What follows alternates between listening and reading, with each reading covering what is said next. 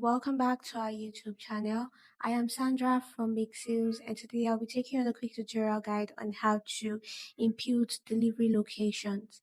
Now, the first thing will be to log into your account, and on the left hand side of your screen, you navigate to your settings.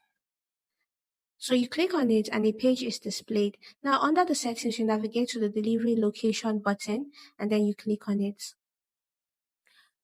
So when the page is displayed, if you have included a location before, you get to see them displayed here. For this tutorial, we'd like to create a new location. So now on the upper part of your screen, you get to see the add location button and then you click on it.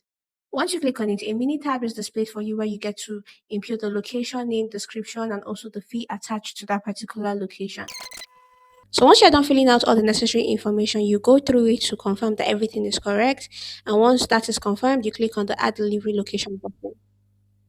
So once that is done, you get to see that location that you have added at the top part of your screen, as you can see over here.